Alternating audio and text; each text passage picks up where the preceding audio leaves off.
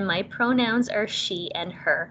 I'm a student success advisor in the Bissett Student Success Center, where I offer degree and career advice to students from the Faculty of Arts and Social Sciences and the Faculty of Science. I completed a combined honors degree in journalism and early modern studies at the University of King's College in 2006, so I'm no stranger to honors planning. I also created a Master of Fine Arts in Creative Nonfiction at Dalhousie University in 2015. I've been working in the post-secondary environment for about 17 years now and joined the Bissett Student Success Center when it opened back in August of 2017. When I am not in the office and when there is not a global pandemic, you can usually find me out traveling the world. I've been to 26 different countries and counting, and that's how I like to spend my time.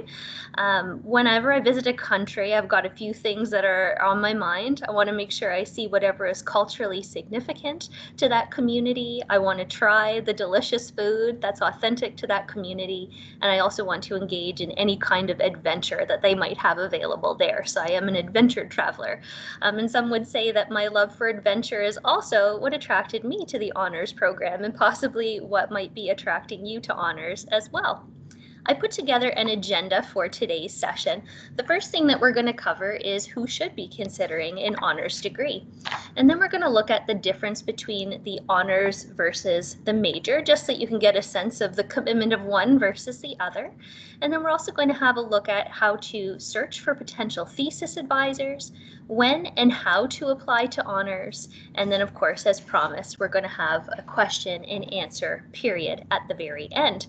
When we hit the section that is the when and how to apply, I'm going to be shutting the presentation down and going into a live demo. So we will be visiting some live Dalhousie websites today just to further assist you with the actual how to apply process. Should be considering an honors degree.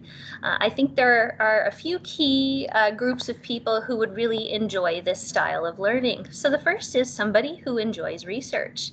You will need to think of a project idea that you can complete under the supervision of a professor from your division when you do honors. And so it gives you that opportunity to see what it's like to think up an original idea, to come up with a plan to research that idea, to conduct that research in whatever way is appropriate. So for a lot of science students, it would be inside a lab. If you're more of an arts-based student, it's probably going to be a lot of archives and book type research, maybe some interview research. So how to conduct that research, how to write a proper thesis for a university setting, and in the end, how to present that research. So if you're somebody who's interested in that whole component and hopes to make research a part of your degree or career in the future, that can be a great thing for you to look into. Somebody who hopes to pursue master or PhD work is also somebody who will likely be considering honors. Many graduate programs will have a thesis component required, and so they'll want you to have completed an honors degree at the undergraduate level to show that you have that training in thesis writing. So yes, if you're looking at a thesis-based graduate program, chances are an honors degree would be required. This is different from a professional program. So things like medicine and dentistry are training you for a certain vocation. They're not research-based disciplines and therefore wouldn't necessarily require an honors degree. However, some students find that it's still beneficial to have the honors degree if they're thinking about pursuing a vocational program, simply because if you didn't get in immediately when you applied to dentistry or medicine, maybe you would pursue a master or PhD. So it just opens up the doors to more possibilities. And of course, if you're applying to a master or PhD, you know, the research component is very helpful, but if you're applying to a professional program, it doesn't hurt to have some research under your belt. So that's perfect. Another kind of person who might be interested in honors is someone who wants to deepen or enrich their learning in their area of concentration. Honors students complete more credit hours in their discipline and generally have a more robust set of 4,000 level requirements. So in that way, pursuing honors can deepen your learning in your area of interest. And then of course, somebody with a strong GPA who just wants to leave their options open. So if you're not entirely sure what you want to do, but now understand that it's possible that some graduate programs may require an honors degree, then you might be somebody who decides that you want to just go for it and pursue the honors. Because you've got the GPA, you don't mind the research, why not? It would be a good adventure. talk a little bit about the major versus the honors. So a student pursuing a major is required to complete a minimum of 30 to 42 credit hours in their discipline with just a base GPA of a 2.0. So a 2.0 is a passing grade of C, so we just need to have our passing grade in order to graduate with our major. Generally speaking, if it's an arts-based discipline, they're looking for between 30 to 36 credit hours in the discipline, whereas if it's a science subject, they're looking for 42 credit hours in the discipline.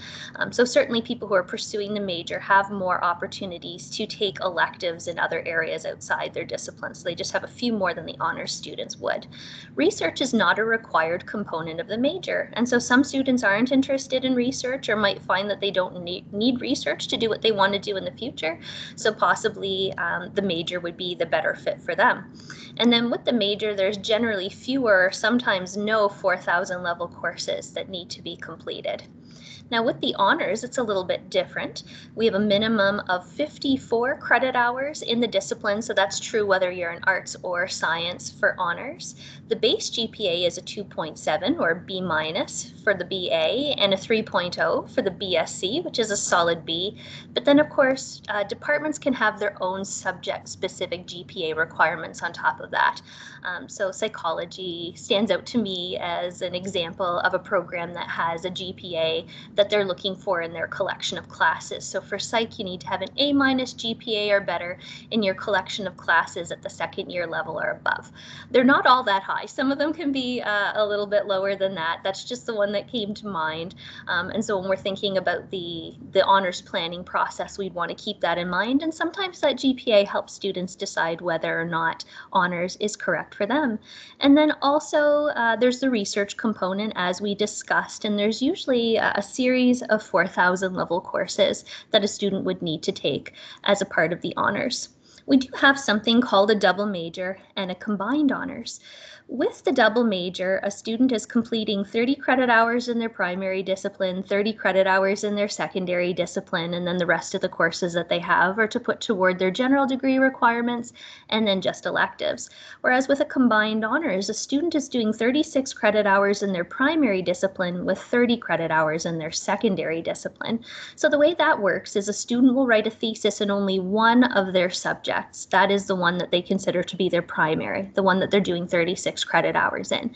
And then for the other subject, they just simply need to complete the 30 credit hours that are outlined in the academic calendar and maintain any GPA that is needed. So that is a possibility.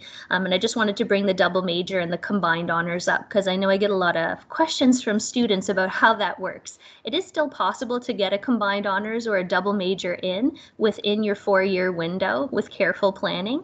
Some students think it actually takes more coursework, extra time to complete the honors, and that's not necessarily the case. So I always like to point to that. So in order to qualify for honors, there's a few things we need to do. So of course, we need to be following calendar regulations, which we're going to look at in a little while to ensure that we're staying on track with the classes that we need to take from year to year. But also we need to start pretty early on thinking about what kind of research we would want to complete and who we would maybe want to have overseeing that research.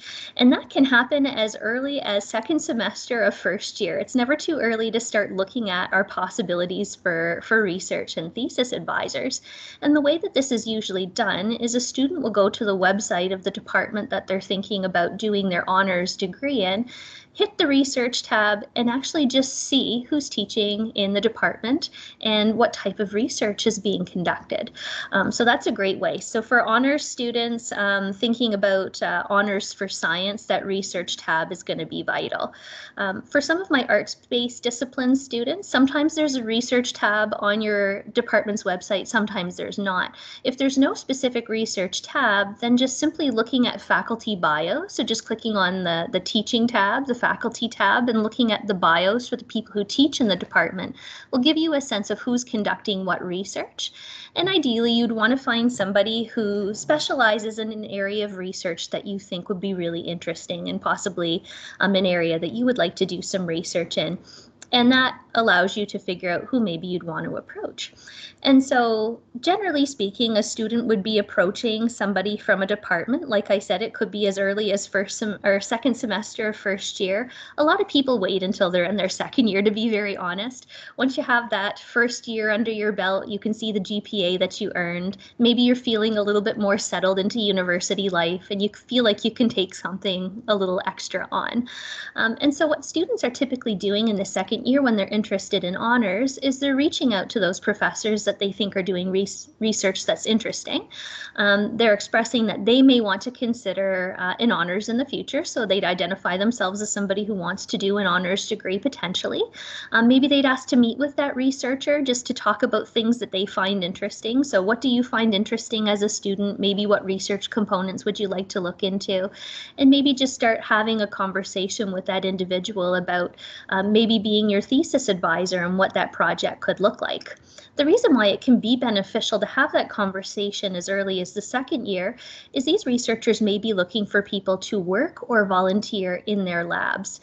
And so it gives you an opportunity to start working with this individual early, and working in a lab type setting or working on a project with a supervisor, with a professor, sometimes helps you refine your interests, helps you figure out in a little bit more depth what maybe you would want your thesis to look like.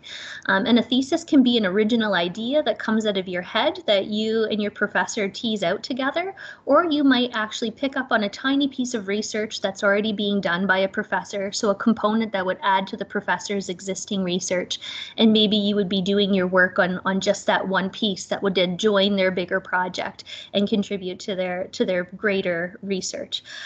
So those are some things that a student can look into as early as second year. And I've certainly had students begin volunteering in the second year. Some students have even found that some of their professors have had research dollars where they could employ the student either over the summer or maybe through their third or their fourth year.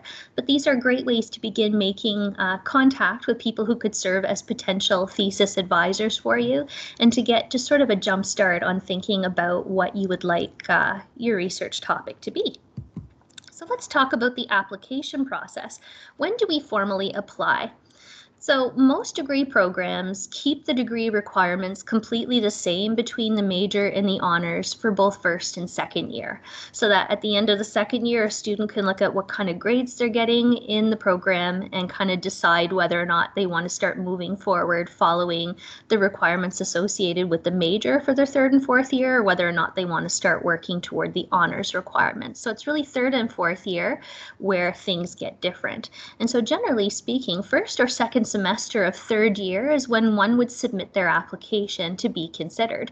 So we can't declare an honors, we have to apply to be an honors student. And the way that we apply to be an honors student is we complete an application form and submit it to the faculty advisor of the department or departments that we would like to complete our honors in. Generally speaking, if you're achieving the GPA at the end of your second year, I find a lot of my students will try to submit their honors applications during the first semester of their third year. But if you haven't quite yet nailed the GPA, that's not uncommon, that's totally fine. So some students will wait until second semester of third year when they have their first semester third year grades to contribute to the GPA. And so, yeah, what you would do is you would complete an application, you would go and you would meet with that honors advisor, and the meeting generally looks like the two of you going over the application, and we're going to go over that in great detail in just a moment to make sure that you have achieved or have accounted for all of the requirements that you need to have. So you'll get a signature for that from the honors advisor or the honors advisors if it's more than one program that's involved. At that time, that's when you'll disclose to the honors advisor that you do have somebody that you're thinking of working with, so a thesis advisor, a potential thesis advisor, so they'll want to know that. And then they'll want to know just a little bit about the project that you're hoping to work on, because when they accept you to honors, they just want to make sure that you have somebody who's going to look after you and that you have a topic in mind. Some students come to them with great grades and they just haven't gotten to the point where they have a researcher in mind or even a topic. still go see your honors advisor. They're always happy to sit down and have a conversation with a student about what their interests could be, what a potential thesis could look like, and if they haven't been able to identify somebody to oversee their thesis work, sometimes that honors advisor who knows their faculty very well might have a suggestion of somebody that you can work with. And so now we get into the fun part of this presentation, which is the live demo. And so what I'm going to do is I'm just going to get out of here and bring us to my computer screen, and we're going to open ourselves up a window. So what I'm going to do is I'm going to go to www.dal.ca/honors. So if you wanted to take a second to copy that down, dal.ca/honors is where the application process begins. And this is the page. It goes over some of the things that I'm discussing here today in this presentation, but here's where we are actually going to find a copy of the honors application form. So I'm going to open up the honors application form for us today just to show you what it looks like. So this is the application itself. It's pretty straightforward. Your first and last name go here, your address goes here, your student number, email address. They do prefer the Dalhousie email address, so that's what you'd put here, and then the phone number of a place where you can be reached. This section here is for the year that you are actually handing in your form. So if you were going to hand your form in this winter, then you'd put 2022 in that spot, and you would click off the fact that it's winter. Here's where you would select your program. So this form services Bachelor of Arts, Bachelor of Science, and Bachelor of Computer Science student applying for honors. And so you would just click off whichever one is relevant to you. I'll just click that today. If your program has a co-op associated with it, and if you are in fact engaging in that co-op, you'd answer yes or no. There's no co-op offered to BA students, so I'm going to just click no in this example. And then, are you upgrading a previously awarded degree via honors conversion? So an honors conversion is available for students who graduated with a major, and then once they graduated, discovered, oh no, all of the programs that I want to get into actually require an honors. So they return to the university just to take the courses that they need in order to upgrade to the honors. I don't imagine that many people who are attending this session today fall into that category, but if for some reason you did, you would just click yes that you're upgrading a previous degree, but most of you will click no in this section. It is possible with a single honors or a combined honors to be pursuing a minor, and so if you had a minor that you were pursuing, you'd put that on the line here just so that everybody is aware of it. And then down here is where you state what type of honors you're pursuing. So a concentrated honors would be one subject. A combined honors, which is what I did during my undergrad, would be a relationship between two subjects. And then for BSc students exclusively, there's something called multidisciplinary that does draw in 3 different programs. If somebody is thinking about doing a multidisciplinary, it's generally suggested that you have a meeting with the 3 honors advisors from those divisions as soon as possible. And what you want to get a sense of is whether or not you'd be disadvantaged applying to graduate programs by doing the multidisciplinary program. The more disciplines we have involved, the less coursework we do in our concentrated discipline. And so, you know, with the single honors, we were doing 54 credit hours. And then if we're doing combined honors, then our primary major is now down to 36. It's down even lower if it's multidisciplinary. And so if some of the subjects that you're working with, if they feel that it would be difficult for you to get into graduate studies programs off that little work in the area, they might dissuade you from taking a multidisciplinary program. So you can seek their input on that. But maybe there is a specific graduate program you're working to get into, and combining 3 disciplines would really be the optimal training for that. If they felt that was the case, then you could certainly move forward with the multidisciplinary. There's no multidisciplinary for BA, only for BSc, not for the Bachelor of Computer Science either. So our primary subject goes here. That'll be the one that we want to complete our thesis in. And then if you have a secondary discipline, you put it here. If there's a third discipline, you put it there. And then you might not be able to see it so well, but there's actually a series of boxes on this. And what this is for you to fill out all of the courses that you have taken up to that point in your degree.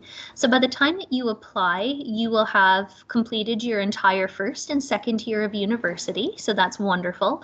You'll also have registered and be working through your third year. So your job is to just go down in order and write all of the courses for your first, second, and third year into this document. And what happens is your honors advisors will help you populate the final sections with everything they require from you for the fourth year. And that's why students who are submitting their honors application and looking to get their honors processed prior to course selection, which usually happens in March of your third year, will either be aiming to submit their application during the first semester of third year or right in January, just to give the registrar's office as much time as possible to get your honors classification added to your academic record before course selection starts in March. And the reason that's important is it's this process that tells you what classes you need to complete in order to graduate in your fourth year. So that's why we want to prioritize completing this. So when you fill out this form, it's pretty easy. They want you to actually fill it out in rows. So you do your first row, second row, third row.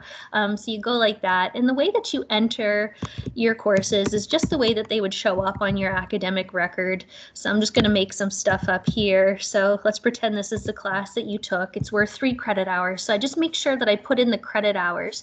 That way when my honors advisors are going through and counting up my courses, they can see how much each of my classes are worth, because not all of them know the worth of every single course. So for example, anybody who's taken Sustainability 1000, they got 6 credit hours in one term from that. So you can put that there, whereas most of the 3 credit hour courses look like this.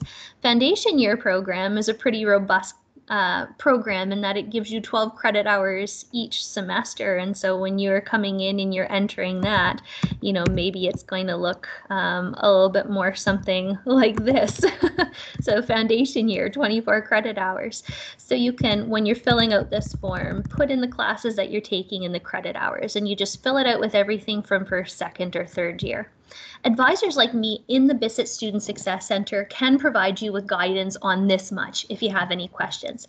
We are not in a position to answer any questions about sort of what courses you have left remaining or whether or not you're meeting honors requirements. That always has to be done by an honors advisor within your division. But if you're simply just looking for help with the logistics, you know, how to fill out some of these documents, we can certainly help with that.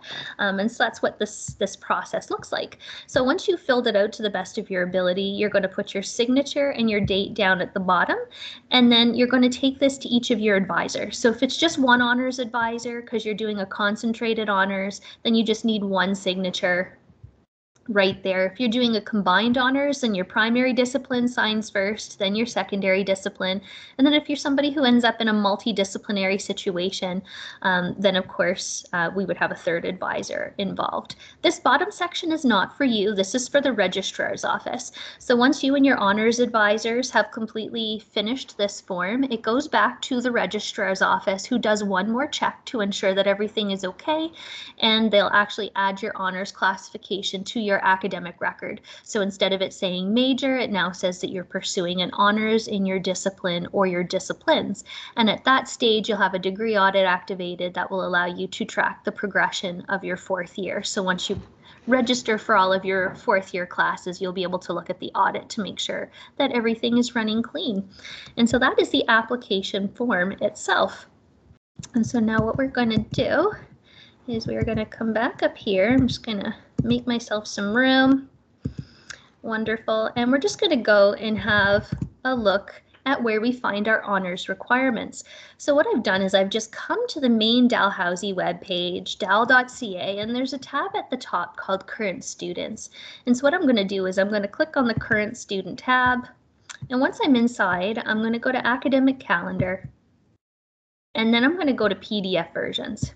The reason we go to PDF versions is we always follow the calendar of the year that we began our degree at Dalhousie University. So I know I have some students who maybe have transferred from other institutions, so they had a whole year at Acadia prior to coming to Dal. Sometimes they're tempted to say that they started their degree the very first year that they started at Acadia. But what we mean by the calendar associated with the year that you began your degree is your degree at Dalhousie specifically. And we mean very specifically your degree program. So what I mean by that is maybe you came to Dal for your first year, you were in kinesiology for 1 year, and then transferred to the Bachelor of Science. Well, what you would want to do for your Bachelor of Science regulations is look at the calendar of the year that you began your Bachelor of Science. So what we've done is we've put all of the different requirements here, all the different calendars, and we've got them dating back to quite a long time ago. So students maybe who are coming from many years ago will be able to even come and look back in their calendars if they haven't finished their degrees yet, but they're all here. And what you'd want to do is you want to click on undergraduate. So I'm just going to pick one of the calendars today. So we're going to pretend that this particular student started in the fall of 2020, and therefore they're going to use this calendar. And the reason we do this is if a faculty wants to change some regulations, they have to wait until the newest calendar comes out to make those changes, and those changes are only applied to the newest students. So this just protects you. So if the faculty makes any changes to your degree programs that doesn't adversely affect you, you always follow the calendar of the year you began your degree. So we as advisors always call on this document to help you with course selection, and this is something that you can look at yourself. And it's a really navigable document. I know it seems very large. I get lots of laughs when people come in here and see how many pages are in this document. But what they've done is they've made it easy to just click through the table of contents to find what you need. And so today I'm just going to look at psychology as my example. And so I know that the psychology link is on page 8 just because I'm always in this calendar working with students all the time. So you just scroll down until you find your faculty. And so in this instance, we're looking for the Faculty of Science. Even though psychology can be done as a Bachelor of Arts as well, the regulations are just housed underneath the Faculty of Science, and it just belongs to the Faculty of Science.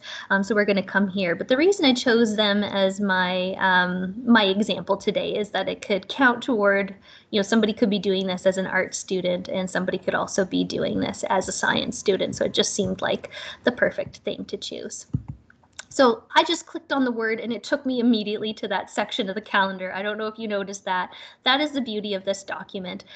So you'll find that it's really easy to comb through. It usually starts out by introducing all of the wonderful people who teach in the discipline, and you can see that it's quite a team in the psychology department. Then it just comes and opens up with an overview introduction of what psychology even is.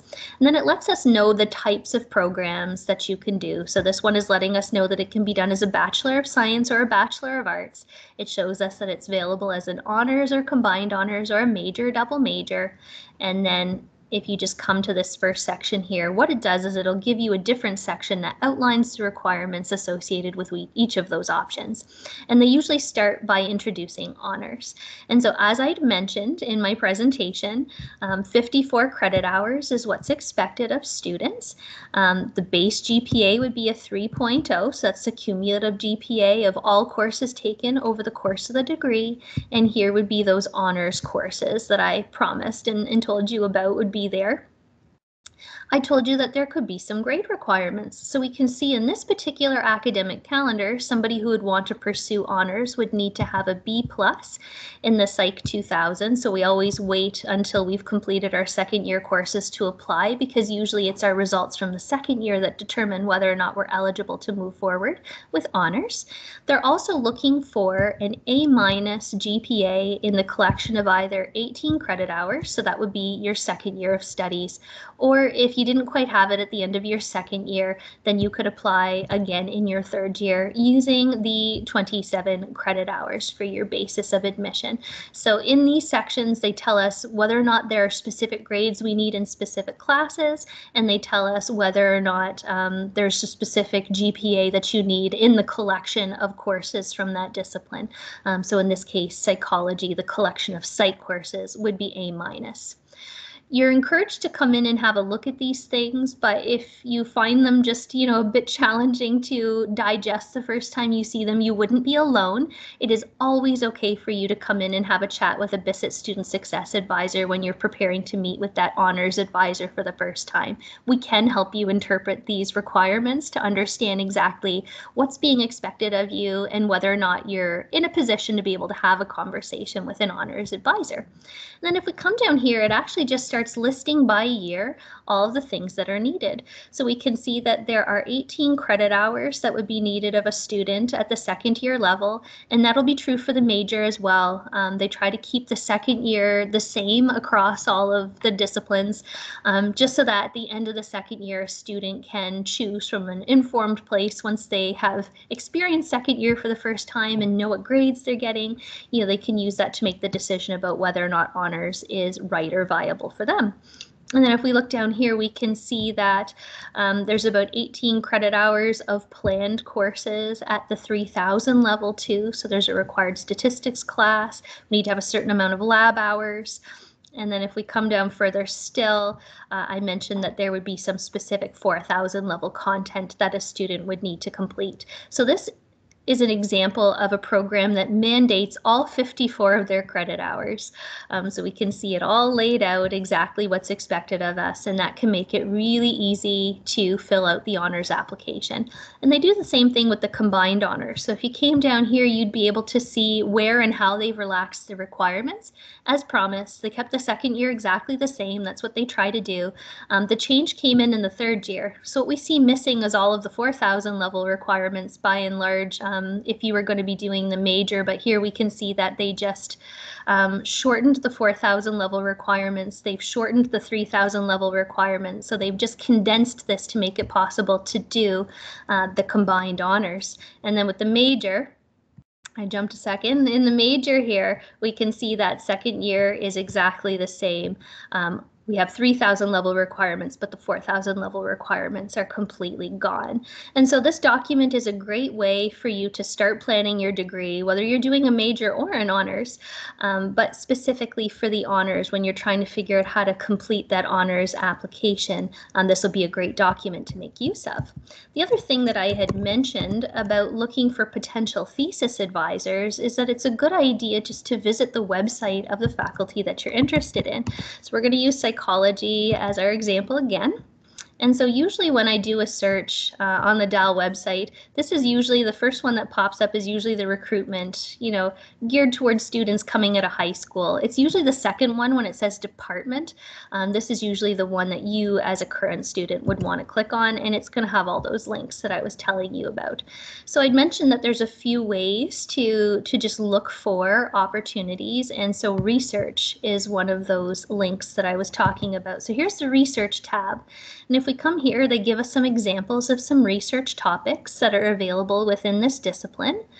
And they actually give us a list of all of the different research labs that are happening. And so if we come down here to this section, we can see all of the names of all of the different labs, and we now know the professor who is the lead in all of these labs. And so you can come in here, you can actually click on the labs in this section, and it'll actually take you to, they all have their own little web page. Oh, that one's forbidden. We won't go and look at that one. I know a lot of them are under construction right now because we're just coming up to course selection. Let me try this one here. Yeah, so we can see that you can come in and you can actually troll around and see what the research is all about, what's happening, what publications and projects are available. So as you can see, looking at research tabs is a great way just to get a sense of what's happening and who's leading it, so you know who to contact and you know what they're up to. With arts-based disciplines, they're not necessarily going to have a structured research tab. They might, but if they don't, I was just mentioning that you could also go under Our People. And going underneath Our People allows you just to read the bios, the faculty profiles. So I don't think Erin will mind. Dr. Newman will mind if we just use him as our guinea pig today. So if you come in here, it gives you the contact information you'd need. It gives you Dr. Newman's research areas of interest. You can even come down and see different projects he's worked on. And so this is great for Faculty of Arts and Science students to do, but particular Faculty of Arts students, if you find that there's no research tab on the website, you can actually come in and just look at who's teaching, read up on their research topics, and just reach out. And professors do expect you to reach out, so don't feel strange about reaching out to them. They expect that students are going to reach out early in their career. They're going to want to meet and talk about potential thesis options. Like, all of this is a very normal thing to do. And so you're encouraged to do that, and they'll be open to that discussion, which is really great. And so generally, like I said, through your second year, it's good to just start looking at who you might want to liaise with, maybe what labs you'd want to volunteer with, or what research you might want to contribute to. And that will help you establish that relationship. So in third year, when you're starting to put your application in, you'll be able to say, yes, I have spoken to lots of people. This is the person that I'd love to work with. They've agreed to oversee my idea. This is roughly the idea we have. Here's my application form on top of that. What more needs to be done? And so you might find that for some departments, they might have some other paperwork that they want you to complete, just some internal paperwork that they might want to have you complete. And they walk you through that, and that is a relatively smooth process to go through. But certainly, yes, having just somebody in mind or a topic that you'd want to look at is a great benefit in the application process. Perfect. So the other thing that I wanted to show you just once more before we go in is actually how to find the person who serves as the honors advisor in your division. And I'm going to use the Faculty of Arts and Social Sciences because I've been using a lot of science-based options or examples today. So we're going to go to the FAST website today. And so if you go onto the Faculty of Arts and Social Science page, and this is true the Faculty of Science page too, there will be a tab about getting academic advice. And that tab doesn't connect to us in the Bissett Student Success Center. This is actually specific to the advisors from the faculties. So if you click on it, you can actually access a list of academics, and you'll be able to see who oversees advising in these areas. And so if we come here, we can see that in classics, it would be Dr. Jack Mitchell, who oversees undergraduate advising as well as honors advising. So if it says that somebody oversees the advising in the discipline, so right here, it doesn't say explicitly honors, but there's nobody else underneath Canadian Studies. It's just Dr. Elson. That means that Dr. Elson would be able to assist you fully. Sometimes they make a distinction. So for some departments, they might have two different people who oversee. So maybe one is just for honors and maybe one is just for the major. So if you go through this, you'll be able to see sort of how it's set up. But it's very common for an advisor to do both, but it'll give you the name of the individual. And so this person here is the one who will look over your application and make sure that you have the appropriate number of credit hours in the discipline that you want to pursue. Make sure that you have somebody who's willing to oversee your research or to help you access somebody who could oversee your research, and even help you just figure out and round out what that topic is going to be like. And that's how you look these people up to make the appointment. And you just make an appointment by emailing them. And as I said, usually this process starts in the first or second semester of one's third year of studies. And of course, if at any point you're thinking to yourself, I remember some of what was said in that presentation, but I don't remember all of it. I think I just need somebody to give me some one-on-one advising about what I'm doing. You can reach out to us in the Bissett Student Success Center. We're not honors advisors, so we don't sign off on your application, but we can help you through understanding how to complete your application and who to contact to get the process done. Wonderful. So I wanted to leave lots of time for questions, and I believe that I have done that. So this here is my contact information. So I provide advising of all kinds in the Bissett Student Success Center, honors included. And if you wanted to book a session to meet with anybody in our office, advising@dal.ca is our general booking email. And so that can be used to do a session.